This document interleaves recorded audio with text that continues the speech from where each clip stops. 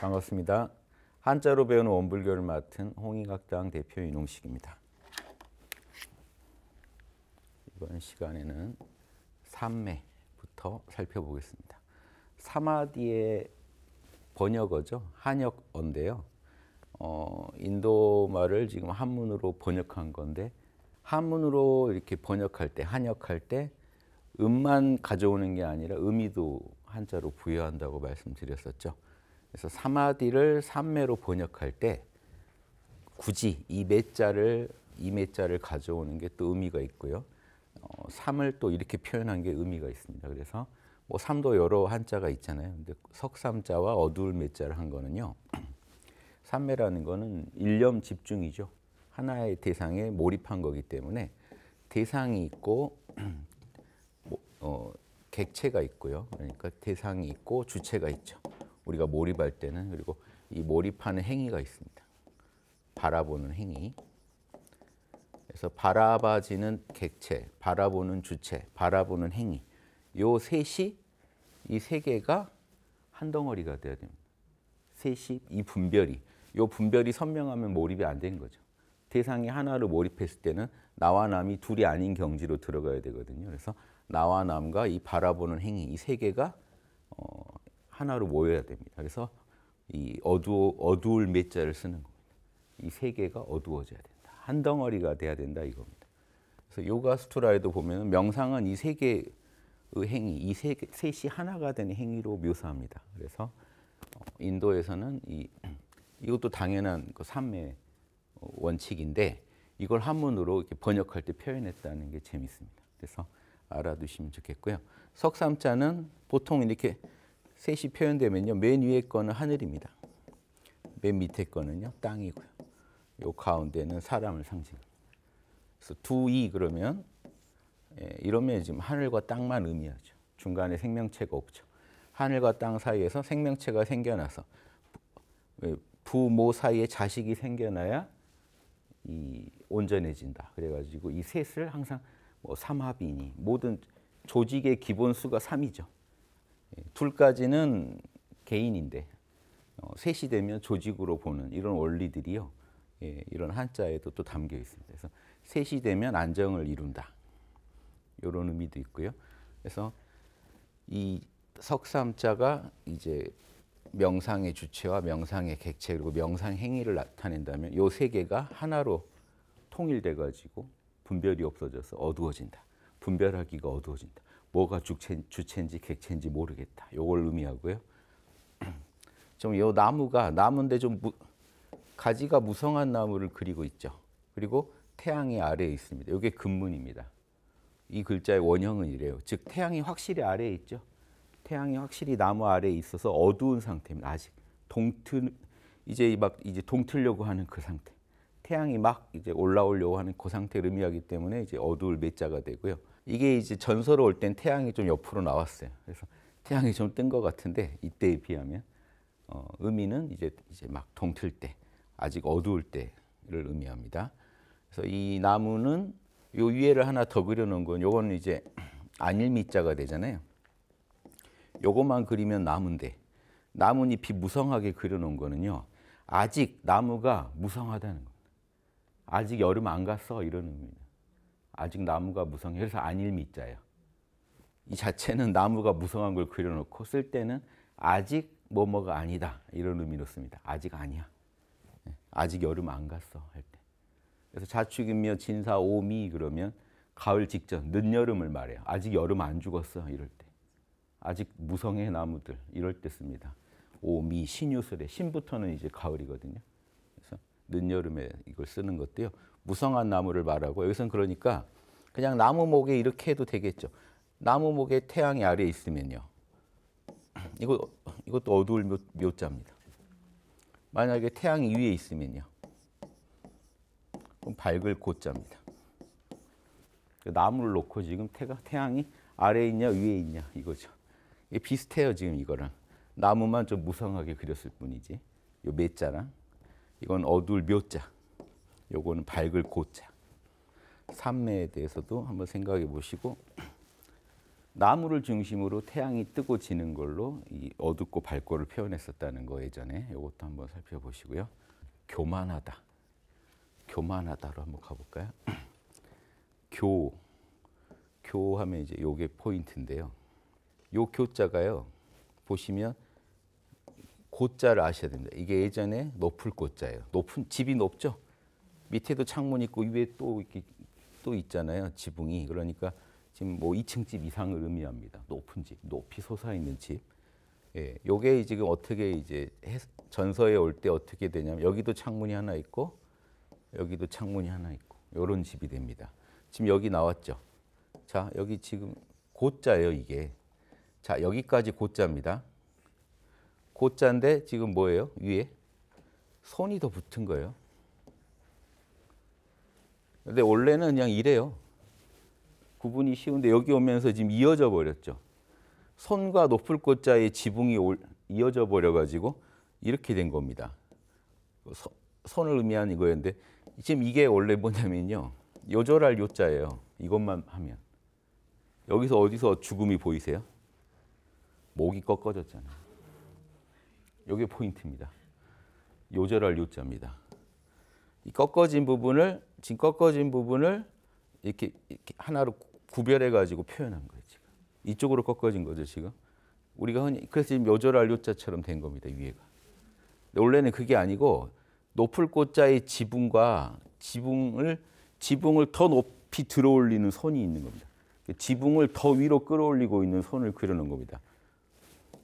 그러니까 지금 한껏 교만한 상태죠. 교만하답니다. 이 자체로. 말 맞자 빼고도. 교만하다. 한껏 자기가 지금 높은 줄 아는 상태. 너무 힘들어가 있는 상태 있죠. 자기가 너무 뛰어나다, 높다, 교만한 생각을 갖고 있는 상태입니다.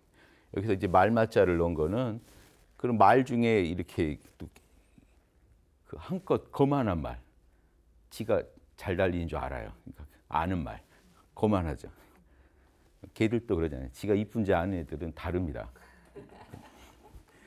빨리 컴온 뭐 이렇게 할 말 있으면 해봐 뭐 이런 찬양해라 나를 찬양하라 뭐 이런 상태입니다. 한껏 교만한 말이에요 지금. 그래서 지금 말도 이건 눈이죠. 그래서 여기 머리털 그려놓고 이렇게 말이 교만하다. 한껏 지금 잔뜩 목에 힘들어가 있는 상태죠 지금. 이게 지금 집을 더 위로 끌어올리고 있는 모습이잖아요. 집을 높이려는 모습. 여기서 높다도 의미가 있지만 교만하다도 온 겁니다. 그래서 이제 이게 합쳐진 거예요. 그럼 이 부분 이해되시죠? 왜 갑자기 요절할 요자가 나왔는지. 전혀 다른 의미죠. 그래서 더 높이려다가 더 높아지려는 그 마음을 지금 교만할 교자로 받은 겁니다. 그래서 만약에요. 수레 거자에 요걸 하면요. 수레인데 이게 되게 높다는 얘기잖아요. 수레인데 수레가 높이 들어야 되는 수레니까 가마 교자입니다. 가마. 사람들이 들어줘야 되는 거. 그러니까 높다는 의미가 여기 있다는 거 아시겠죠?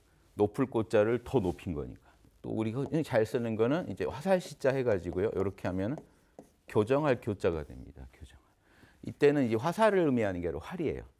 활이 좀 찌그러지는 활을 잘 펴가지고 활이 높게 서게 만들어준다. 이런 뜻입니다. 높게 뜻이 있고요. 만약에 여기 나무 목자를 여기다 놓으면요. 나무 목자인데 이렇게 하면 나무가 높게 들려 있다. 달입니다. 교량 교자.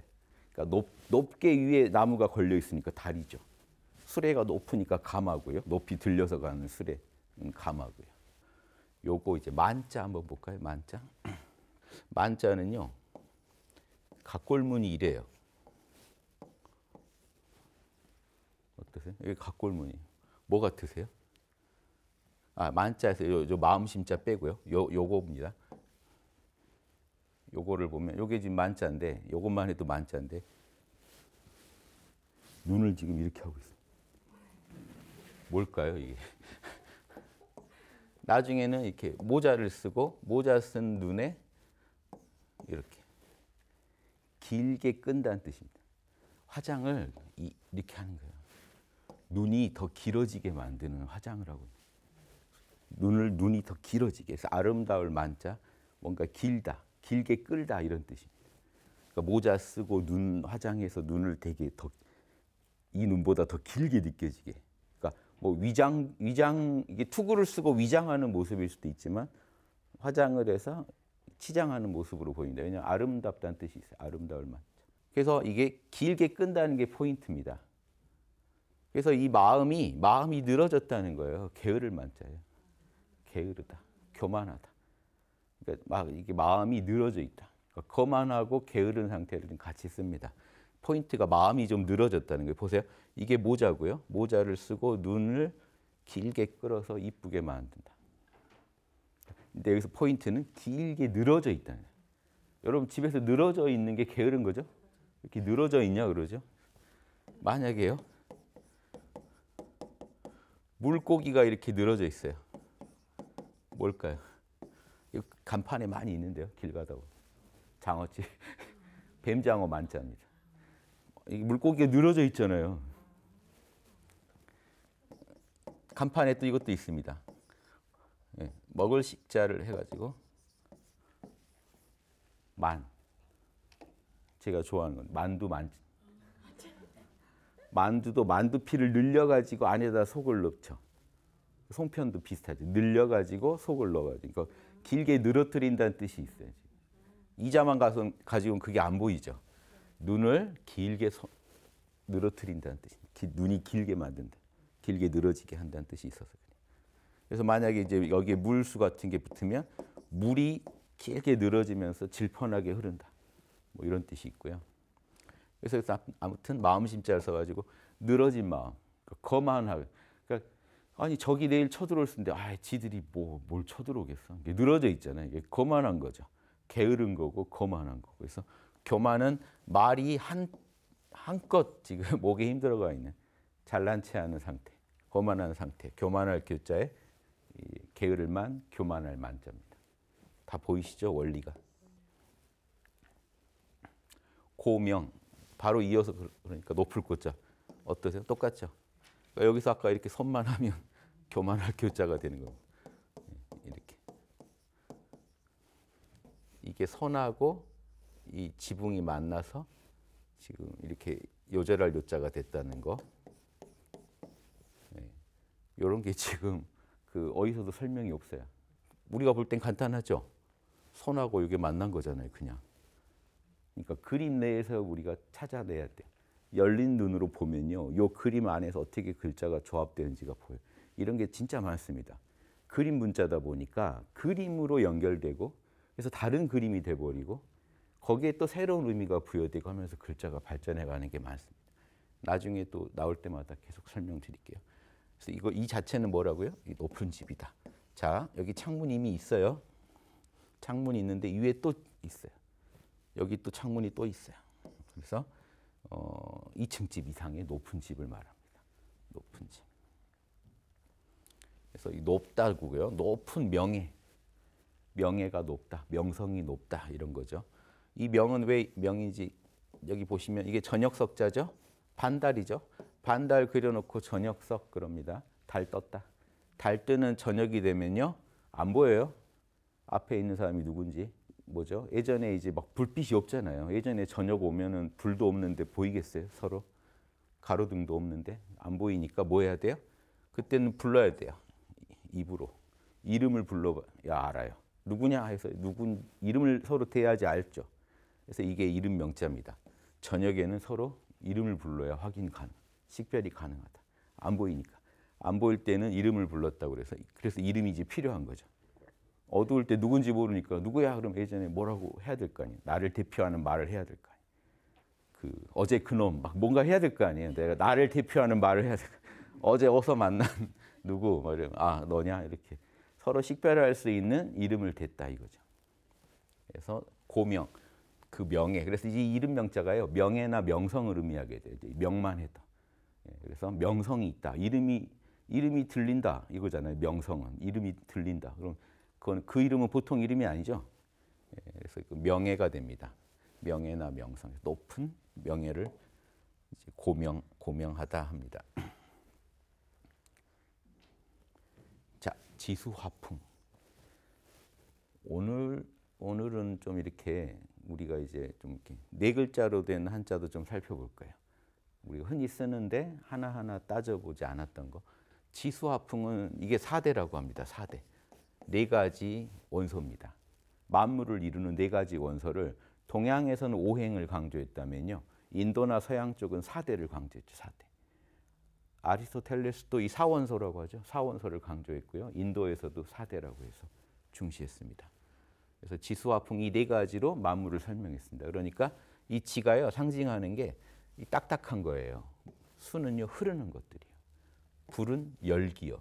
바람은요 움직이는 것들이요. 가볍게 움직이는 것들. 그래서 우리 몸만 해도 몸 관찰을 통해서 지수화풍을 살펴보고 했어요. 저기 불교나 힌두교에서도 명상할 때요. 몸 안에 느껴지는 응집된 뭉친 부분들은 지라고 보고요. 물이 흐르듯이 흐르는 부분들은 수, 열기는 화, 뭔가 호흡같이 바람이 이동하는 느낌이 드는 것들은 풍. 이렇게 해가지고 몸 안에서 직접적으로 지수화풍을 관찰시켰습니다. 그래서 만물도 다, 그러니까 내 몸만이 아니라 내 몸과 이 세계는 한 세트거든요. 항상 꿈속의 몸하고 꿈속의 세계는 한 세트죠. 재질이 같아요. 우리가 꿈에서 깼을 때 이 세계에서도 느껴지는 몸과 이 세계는 한 세트이기 때문에 내 몸도 지수화풍, 세계도 지수화풍. 하나의 요소로 원소로 다 만들어져 있다. 하나의 재료로 만들어져 있다. 이런 입장에서 지수화풍이 강조된 거고요. 지를 보시면 요거는 이제 흙토에 요거는 원래는 뭐 이런 뱀의 모습이었는데요. 이게 또 이렇게 변합니다. 그럼 이거는 지금은 그냥 자궁의 모습으로 보시는 게 이해가 좋습니다. 땅은 여신, 예전에 땅을 여신으로 보죠. 동양, 뭐 서양에서도 여신, 뭐 가이아 이런 여신 이론이 있잖아요. 그런데 땅을 만물을 산출해내는 그 위대한 자궁. 이래서 노자에 보면 그걸 현빈이라 그래요. 이 땅에 이런 만물을 산출하는 모습을요. 이 암컷 빈자입니다. 그래서 현묘한 암컷 그러면요. 현묘한 자궁이라는 뜻이에요. 그래서 이게 나중에 이게요. 우주의 하나님을 의미하게 된 겁니다. 노자에서는 이 현빈이 하느님이에요. 뭐냐면 우주 만물을 자궁에서 만물을 산출하듯이 여성이 하늘이 우주 만물을 냈다는 거예요. 창조해냈다는 거예요. 빅뱅을 통해서 만약에 우리 과학적으로 보면 빅뱅에서 만물이 나왔다. 빅뱅을 통해서 우주 만물이 탄생했다 그러면 이게 그 여성이 만물을 낳은 걸로 보는 거예요. 노자에서는. 그래서 이 하느님 도의 세계를요 현빈이라고 부를 때도 있어요. 그러니까 남성적으로 하느님 아버지 이럴 때도 있죠. 노자에서도 하느님을 아버지라고 부를 때가 있어요. 이 신을. 그런데 또 반대로 어머니라고 부를 때가 있어요. 양면을 다 얘기해요. 노자는. 이게 재밌습니다. 노자는. 그래서 천하모, 천하를 낳은 엄마라고 부를 때도 있고 현빈이라고 부를 때도 있고 만물의 아버지, 중보 이렇게 부를 때도 있습니다. 그래서 그 노자에 보면 가장 원만하게 신에 대해서 묘사가 나오는데요. 그래서 지금 이 땅 자체가 천지신명 그러면 하늘과 땅이 그 하느님의 역할을 하고 있는 거죠. 하늘은 무형인데 우리의 길을 열어주고 땅은 유형인데 우리 몸뚱이를 만들어주고 우리가 가야 할 길을 제시하는 거는 별자리를 통해서 우리가 가야 될 길을 보여주죠. 하늘은. 땅은 몸뚱이 있는 만물을 직접 낳아주죠. 이렇게 해서 땅을 자궁에 표현한 비유해서 표현하는 글자로 보시면 좋겠고요. 근데 원래 글자는 이랬던 게 아니고요. 원래는 이렇게 언덕에 여기는 들어갈 입자죠. 돼지를 몰아가는 겁니다. 돼지를 몰아가요. 이게 땅지자였어요. 요 글자가 더 원형이었어요. 언덕으로 돼지를 몰아가는 겁니다. 그래서 지금 이게 땅지자가 이런 땅지자가 있습니다. 이게 땅지자예요. 요 돼지 단자, 돼지 코를 강조해서 그려놓은 돼지 시자 앞에다 돼지 코를 그려놓은 게 여기 언덕에서 돼지를 몰아가는 요 글자가 변형된 겁니다. 요거 들어갈 입자랑 여기 합쳐지면서 이렇게 변형된 거예요.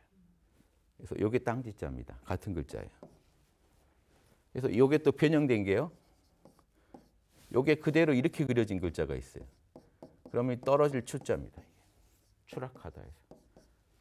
자, 이게 떨어지다 뜻이 이게 땅이에요. 돼지들을 언덕에서 몰아가서요. 돼지들을 절벽으로 몰아서 추락시켜서 잡았어요. 이때 돼지라는 게 이게요. 영화에 보면 BC 만년이라는 영화 보면요. 옛날 원시인들이 만년 전에 맘모스를 몰고 가서 그렇게 벼랑에 떨어뜨려서 잡습니다. 그런 거 좀 생각하시면서 여기서 꼭 돼지라는 게 단순히 돼지만이 아닐 수 있어요. 아무튼 이 큰 짐승들을 몰아가서 절벽에서 떨어뜨려서 잡았던 모습을 그려놓고는 이거에다가 여기 이 흑토자는 토지신을 상징합니다. 땅의 신한테 제물로 바쳤다는 의미인지, 예, 이게 이 사냥을 땅의 신이 도왔다는 의미인지는 모르겠지만 이렇게 썼습니다. 요게 옛날 땅 지자예요. 이게 어떻게 이렇게 됐냐면요. 아까도 얘기했지만 그림이 오다가 변형이 돼요. 보세요. 여기 지금 언덕이죠. 여기 들어가다 했어요. 여기 들어가다 했는데 요 돼지가요. 자꾸 그리다가 이렇게 그려지는 돼지가 나와요. 그럼 어떻게 되냐면요. 언덕에 요게 뱀이거든요. 뱀이 되고 뱀을 잡는 손이 되고요. 흙이 돼요. 이러다 나머지들이 생략되고 요거랑 요거만 남아서 이게 된 겁니다. 그래서 땅을 대표하는 동물이 뱀이잖아요. 그러니까 땅하고 토지신과 그 토지신의 심부름꾼이라는 뱀, 뭐 산신의 심부름꾼 이러잖아요. 토지신과 뭔가 관련이 있어 보이는 뱀을 그려놨어요. 그러다가 글자가 또 변형돼서 내려오다가 또 자궁의 모습을 하는 글자로 안착됐어요. 여기 뱀도 의미합니다. 그러니까 뱀이자 자궁. 어떠세요? 그림 글자다 보니까 오다가 변형이 일어나 버려요. 이렇게 될 줄 알았나요? 돼지가. 여기 분해돼 버린 거예요. 여기 부분하고 이 부분하고 분해돼 버렸어요. 제가 추적해 보니까 이래요. 그래서 지금 다른 건 모르시더라도 그냥 이것만 아셔도 되겠다. 땅은 씨를 뿌려놓은 만물을 산출하는 그 자궁과 같은 존재다. 그런 이게 대표적인 게 주역에서 곤 그러죠. 요 곤이 그런 의미거든요. 곤에서 이 신자가요. 이게 벼락 신자거든요. 벼락을 이렇게 손으로 벼락이 쫙 펴지듯이 쫙 벼락이 펴진다는 걸 표현하려고 요 손을 그려놔요. 그런데 이게 이제 다른 말로 뭐냐면 땅에서 만물을 펼쳐낸다. 두 손이 만물을 갖다가 뭔가 자꾸 인출해낸다. 땅에서 만물을 펼쳐낸다라는 의미로 쓰인 겁니다. 여기서 벼락의 의미가 아니라 땅에다 씨를 심으는 만물을 자꾸 두 손이 작업을 해가지고 자꾸 뽑아낸다. 이런 의미로 이제 곤이라는 의미가 쓰입니다. 좀 통해요. 의미가 지자랑 곤자가. 그래서 그런 의미가 후대에는 강력하게 부여됐다. 이렇게 보시면. 요게 그 앞에 보이시자를 쓰면 이게 신이 돼요.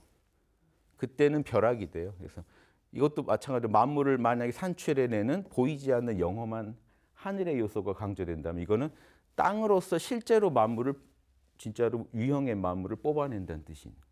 이쪽은 뽑아내게 한다 아니면 그냥 단순하게 벼락 같은 벼락이 치듯이 양기가 뻗어나가는 모습을 표현한 거라면요. 여기서는 땅이 만물을 실제로 펼쳐낸다는 뜻입니다. 펼칠 신자거든요. 그러니까 이 허공에서 펼쳐지느냐 진짜로 만물이 펼쳐져 나오느냐 이렇게 두 의미가 달라집니다. 토와 이 신은요.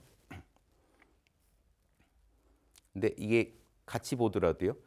이 신을 같이 봐서 만물을 진짜로 자궁에서 만물이 탄생되듯이 산출시키는 거다라고 인출시키는 거다라고 본다면 이건 땅이 구체적으로 인출시키는 거고 이거는 이 신은 귀신 시자잖아요. 보이지 않는다는 뜻이잖아요. 보이지 않는 신의 작용으로 눈에 만물이 진짜로 생겨난다. 창조된다. 이런 뜻입니다. 실제 만물을 창조시키는 보이지 않는 신, 실제 만물을 낳는 땅 이렇게 보시면 되겠죠.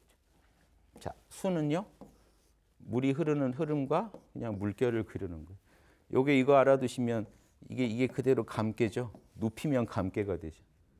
이해가 쉽죠. 눕히면 감개가 돼요. 중심을 흐르는 양기와 원래 물은요 분명히 그냥 입자예요. 물은 그냥 그 쪼개져 있는 것들인데 그게 하나로 연결돼서 흐른단 말이에요. 한 덩어리처럼.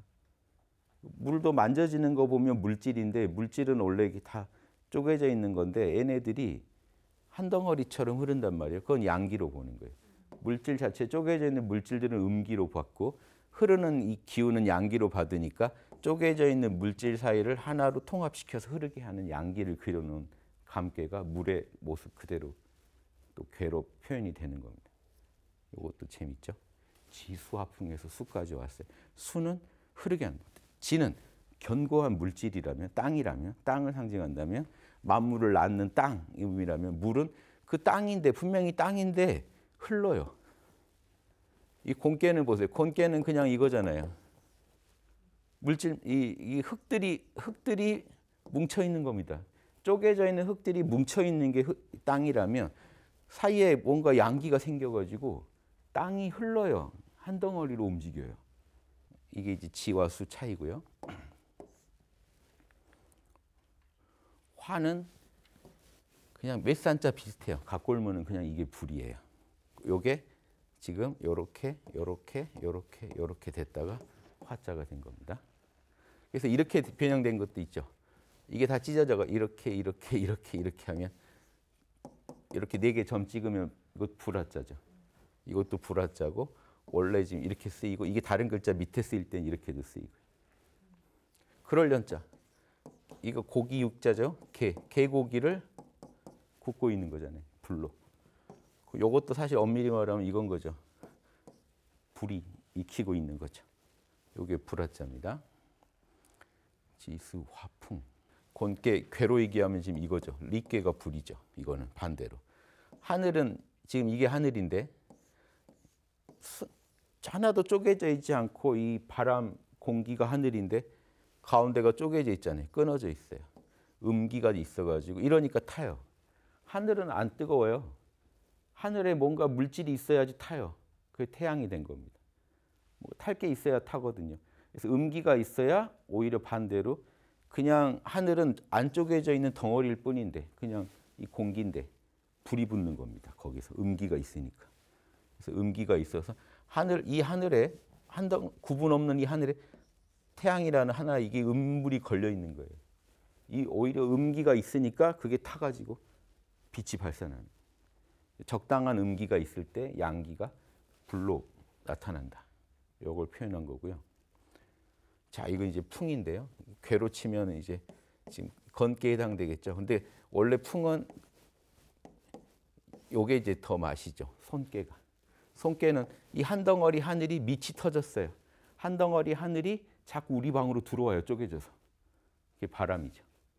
그러니까 지수와 풍은요. 이 건깨로 말할 수도 있고요. 공기를 대표할 때는 바람의 실질적인 작용을 의미할 때는 손깨로도 말할 수 있습니다. 바람이 한 덩어리 쪼개지지 않은 바람이 자꾸 쪼개져서 침투해 들어오는 겁니다. 그렇죠? 이걸 이제 우리가 바람이라고 하죠. 자, 근데 이 바람은요. 각골문에서 어떻게 그릴까요? 요거 보시고 이게 뭐 같으세요? 밑에는 벌레 충자고요. 이게 뱀도 되고 벌레도 됩니다. 벌레 충자에 위에는 예전에 한번 이거 했죠.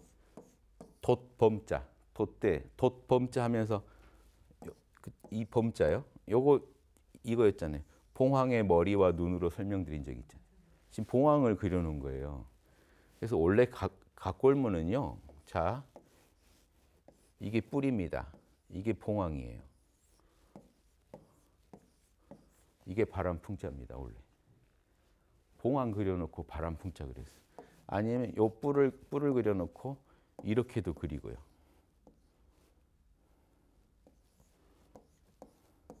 뭐 이런 식으로 봉황을 그려놔요. 예전에 뿔을 이렇게 그려요. 이게 뿔 있는데 이렇게 입이 달렸고 이렇게 있으면 이게 용입니다. 지금 용에서 이 부분이 뿔이에요. 요게요 이빨이에요. 그래서 지금 이렇게 요게 비닐이에요. 이해되시죠?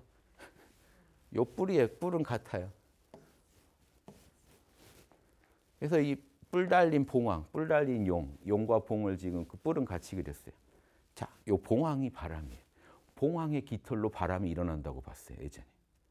눈에 보이진 않지만 바람이 일어난다는 건 봉황이 지금 날개짓을 하고 있다고 본 거예요. 그래서 요거를 이제 나중에 이제 바람풍으로 그릴 때 왜 이 벌레충이 들어가는데 아, 바람이 불면 벌레들이 되게 신나나 보다. 저도 이렇게 생각했어요, 예전에. 근데 이게 뭐냐면 요 벌레충자 빼면은 이거예요. 돛범자예요. 이 돛만 해도 바람을 의미해요. 요 돛담배가 바람으로 가잖아요. 그러니까 이것만 그려도 바람입니다. 그러니까 뭐 봉황이 어떻게 이제 생략되냐면 내려오다가 돛범자랑 하나가 되면서 이렇게 해놓고 봉황을 의미하게 했잖아요. 돛범자랑 같은 글자잖아요, 이게. 여기다가 벌레충자를 왜 그렸냐면요. 자, 보세요. 머리 달렸죠. 봉황의 머리죠. 몸통이죠. 뭐만 있으면 비슷해지겠어요? 요거랑 비슷하게 만들려면? 봉황의 깃털만요. 요 깃털이 지금 벌레충자가 된 겁니다. 이렇게 해가지고. 요게 원래 지금 봉황의 깃털을 그려놓은 거예요. 이게 벌레충자가 돼버리니 또 그림이 왜곡돼가지고. 이해되시죠? 봉황의 몸통에 봉황의 깃털 달린 겁니다. 옛날 바람풍자와 돛범자를 통일시켜서 하나로 해놓다 보니까 이렇게 된 거예요. 그러니까 이 부분이 지금 이제 해서로 내려올 때 여기 이 부분은 돛범자고 봉황의 깃털은 벌레충자가 돼서 들어가 버린 거예요. 지금 이것도 어디에도 없는 해석입니다. 제가 관찰해 보니까 요 놈이 벌레충자가 됐어요. 이 글자가 있어요. 실제로 이렇게 생깁니다. 그러니까 요 놈이 벌레충자. 돛범자에다가 요거 깃털 그려놓은 게 있어요. 이런 글자가. 그러면 딱 이거잖아요. 그래서 확인할 수 있습니다. 그래서 지금 벌레충자는 나중에 의미 부여가 된 거고 실제로는 봉황의 깃털이다. 봉황을 그려놓은 거다라고 보시면 되겠습니다. 지수 화풍에서 풍은 봉황이다. 어떠세요? 그래서 이 봉황이 날개짓을 할 때 그 깃털로 날개짓을 해서 바람이 일어난다라고 그려놓은 겁니다. 그래서 이 부분 다시 한번 정리하면요. 이 돛범자가 원래 이겁니다. 돛범자. 돛범자 자체가 바람이란 뜻이 있습니다. 근데 이 바람풍자는 원래 봉황을 그려놨습니다. 그렇죠? 봉황을 그려놨습니다. 봉황의 깃털을 강조했습니다. 그래서 이제 이 바람풍자가 변형될 때 지금 돛범자에다가 깃털을 그려놓은 형식으로 이렇게 그려진 거예요. 이게 지금 바람풍자가 된 거예요. 근데 이 돛도 어떻게 그렸어요? 이왕이면 봉황의 머리와 몸통처럼 그려놓고 여기에 날개 깃털도 그려놓은 겁니다. 이게 지금 같은 글자입니다. 그래서 지금의 바람풍자는 종합돼서 돛범자에다가 깃털이 벌레충자의 모습으로 지금 들어가 있게 된 겁니다. 됐죠? 그것이 알고 싶다 같잖아요. 생로병사 한번 가봐야죠. 생로병사. 생은 그냥 이렇게 땅에서 풀 자란 모습을 그리는 겁니다. 요 땅이 이거 그냥 선 하나 그어놓은 땅이에요 원래. 그런데 흑토의 모습으로 나중에 바뀌었습니다. 땅 위에 새싹이 솟아난 겁니다. 요건 새싹 으름이에요. 새싹이 이파리가 솟아났다. 노는요. 근데 요즘도 지하철이나 어디 건물 가면요. 지금 이렇게 그려져 있습니다. 실제로. 노인 표시. 그러면요. 각골문 때도 심지어 똑같아요. 이렇게 그려져 있어요. 그래서 손 뭐 이렇게도 있고 이렇게. 근데 이런 각골문도 있고요. 머리가 좀 그려져 있는 각골문도 있어요. 머리가 길다. 예전에 머리를 안 자르니까 나이가 들수록 머리가 길 수밖에 없죠. 자, 어떠세요? 이렇게 되니까 머리가 이렇게 길게 표현된 머리가 있어요. 손이 있고 다리가 있고 지팡이가 있습니다. 근데 지팡이가 이제 이렇게 그려져요. 이게 이렇게 된 겁니다. 지금 이해되세요? 머리털. 요게 팔, 요게 다리, 요건 지팡이.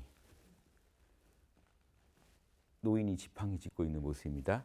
자, 요게 근데 왜 어쩌다 이렇게 됐을까요? 자, 따라오세요. 요 머리털이 이렇게 됩니다. 요 머리털은요, 이렇게 됩니다. 요 팔과 다리는 이렇게 됩니다. 이게 어떻게 정립돼요? 이게 한 획이 돼버려요. 요게 하나의 획이 돼버려요. 이러지 말았어야 되는데 이렇게 됐어요. 이게 팔이고 이게 다리라고요. 이게 머리털이고 지금 지팡이 됐죠? 예. 요게 머리, 요게 이렇게 머리, 팔과 다리 됐죠? 머리, 팔과 다리 이렇게 해서 이렇게 노인 노자가 나온 거 이해되시죠? 그러니까 머리 그 지팡이를 짚고 머리가 긴 노인의 모습을 그리는 거예요. 걷는데 좀 불편함이 있으신 나이가 드신 어르신, 생로, 태어나서 늙는 걸 말하죠. 태어나서 이렇게 늙는다. 새싹 상태에서 이제 구부정한 상태로 생로, 병사, 병들어 죽는다. 그럼 이 병은 뭘까요? 이게 침상입니다. 침대. 그때나 지금이나 침대가 이래요. 여기 이제 사람이 누워 있어요. 원래는 막 땀 흘리고 있어요. 요게 병, 요게 병이. 오한이 기본이죠, 그렇죠? 이래 좀 아픈 것 같잖아요. 그래서 이게 원래 병이에요. 근데 요게 어떻게 바뀌었냐면 이렇게 됐어요. 요게 지금 우리 이겁니다. 요 부스가 이겁니다. 근데 이렇게 아픈 사람은 그러니까 이게 들어가면 다 병이죠. 요 부스가 들어가면. 근데 이 아픈 사람한테는 양기가 필요하죠. 이게 커튼 연 모습이에요. 이 가불병정에서 병이 양기 극치거든요. 양기가 집안으로 들어왔다 이렇게도 풀고요. 이 글자만 가지고는. 근데 각골문은 그냥 그런 게 없이 이 커튼만 표시돼 있어요. 커튼 연 모습. 그러니까 지금 이거 병. 이게 병은요. 여기에 이제 양기가 필요하다는 게 있는 거예요. 지금 이렇게 오한에 떨고 있죠. 양기가 필요하다까지 해법까지 제시한 거. 병 아픈 글자만 하면 아프잖아요. 너무 글자가 해서 치료법까지 넣어놓은 겁니다. 양기가 필요하다. 가불병정에서 병을 그린 양기 충만한 상태, 제일 양기가 센 상태의 간지를 그려놓은 겁니다. 이해되시죠? 생로병사에서 요게 병. 요거 재밌지 않아요? 요게 지금 침대라는 거. 눕혀놓으면 이거죠. 여기 지금 사람 누워 있는 거. 땀 흘리면서. 그래서 요거를 그냥 이렇게 표현했습니다. 그냥 획 하나로 표현해 버려요. 그냥 사람 누워 있는 거를. 그다음 그게 지금 여기서 지금 여기 뭐 점 하나 찍혀가지고 이런 모습으로 지금 우리가 병 이것만 들어가면 다 병으로 보는 겁니다. 여기에 병은 양기가 필요하다. 자 이제 이제 아프다가 태어나서 늙고 우리가 겪는 현상들이죠. 태어나서 늙게 되고 시간은 흐르니까 무조건 늙게 돼 있죠. 태어나면 늙게 돼 있고 아프면 또 아프게 돼 있고요. 또 죽게 돼 있어요. 죽음은 여기 뼈다귀라 그랬죠. 뼈다귀 이렇게 뼈다귀. 또 반대로 그려도 되고요. 제가 볼 때 이제 요 두 개가 합쳐지면서 이렇게 이런 뼈다귀 모습이 이렇게 표현됐다고 봅니다. 그냥 이 자체가 뼈다귀. 그러니까 꼭 뼈다귀를 무덤처럼 그려놨다는 게 포인트입니다. 무덤이 아니에요. 사실 이건 뼈예요. 그러니까 뼈 무덤이라고 해야 되겠죠. 무덤이 아니에요. 그러니까 뼈를 무덤처럼 그려놓은 거예요. 원래 이렇게 그려야 되는데 이거를 무덤처럼 그려놓은 게 이겁니다. 그러니까 뼈 무덤. 그래서 거기에 사람이 절하고 있는 모습. 그러니까 뼈에 시체에 절을 하고 있는. 그러니까 죽었다는 걸 나타내죠. 그래서 이 부분이 지금 이게 된 거죠. 예, 이게 지금 부서진 뼈 알자고요. 요게 지금 이게 이렇게 된 거죠. 이 부분이 지금 요 부분이고요. 요 부분이 지금 이런 식으로 표현돼 가지고 뭐 이렇게 된 건데요. 이게 지금 뼈를 말하는 거고요. 여기에 사람을 그려놓은 거죠. 요거는 지금 이쪽을 보고 있는 사람을 그려서 좀 안 맞지만 원래는 이쪽을 보고 있죠. 부서진 뼈, 알자. 부서진 뼈에다가 절한다. 그래서 이제 뼈로 돌아갔다. 그래서 이 부서진 뼈, 여기다 칼 하면 이게 벌릴 열자죠. 뼈를 해체한다는 뜻이고요. 여기다 매울 열자, 우리 열려 할 때 매울 열자는 뼈를 태우는 겁니다. 화장하는 거예요. 뼈를 녹일 정도의 뜨거운 열기를 말해요. 뼈가 녹을 정도의 열기를 매울 열자로. 열. 아시겠죠? 자, 다음은 재생명리는 요거는 돈이죠. 조개패자 옛날 화폐입니다. 그리고 요 제주제자는요. 재능제자는 별게 아니고 이제 각골문은 이런데요. 여기 땅을 위로 싹이 하나 올라온 거예요. 땅 위로 싹 하나가 올라온 거예요. 싹이 지금 땅을 뚫고 이 연약한 싹이요. 땅을 뚫고 올라왔어요. 재능이 있다는 거. 엄청난 잠재력을 갖고 있다. 근데 이걸 돈에다가 썼어요. 돈은 엄청난 잠재력을 갖고 있죠. 왜? 뭐든 될 수 있잖아요. 이 자체로는 조개 껍데기인데 뭐든지 될 수 있죠. 그렇죠? 그래서 뭐 페라리도 될 수 있고 조개 껍데기인 돈이 요즘 같으면 뭐든지 될 수 있고 큰 집이 될 수 있고 그래서 잠재력을 지닌 화폐. 그래서 제주제 이것도 제주제도 돼요. 제주제 재산제입니다. 색. 색은 우리 여러분 궁금하시죠? 왜 이게 색인가? 그래서 색은요. 이걸 아셔야 돼요. 요 글자가 위험할 이자가 있어요. 위험할 이자가요. 사람이 이렇게 위에 있는데 언덕 위에 있는데 밑을 삽으로 파고 있는 모습. 위태롭죠. 기반이 무너져 내려요. 색이 이 글자의 생략형이에요. 원래 이겁니다. 서 있는 기반이 무너져요. 그래서 이 색하면 뭐 이제 이 글자랑 이 글자 쉽게 이해하시려면 경국지색을 생각합니다. 경국지색. 나라를 흔드는 색. 그래서 색은요 여자 안색을 의미해요. 여기서 색깔 그러면 기본적으로 한문에서 색은 여자의 안색입니다. 옛날 남성들이 이제 만들었으니까 주로 여자들의 안색을 보면요 기반이 흔들린다. 나라도 흔들리고요. 너무 이쁘잖아요. 그러니까 그 안색을 보면 접하면 그 색을 보고 이제 정신을 잃으니까 조심하라고 너 밑이 지금 땅이 파이고 있다라는 그림을 그려놓은 경국지색, 나라가 흔들리고 집안인 경국지색, 뭐 폐가망신 이런 게 다 이 색이랑 관련이 한 방에 날아간다. 뭐 이런 걸 그려놓은 겁니다. 그래서 이 색은 그냥 색깔인데 되게 경고성 이런 그림이 그려진 게 경고가 붙은 거잖아요. 조심하라. 색이 이쁘다고 거기 빠져들면 큰일 난다. 이걸 그려놓은 거. 제색, 돈과 여자입니다. 간단하게 돈과 여자. 명리는요. 명은 아까도 했죠. 예, 저녁에 이 반달 뜬 저녁에는요. 저녁에는 이름을 불러야 된다. 저녁에는 이름 불러야서 구분이 가능하다. 그래서 명은 명인데 이름인데 이제 명예죠. 여기서는 명예와 돈과 이성, 명예와 이득, 실질적인 이익.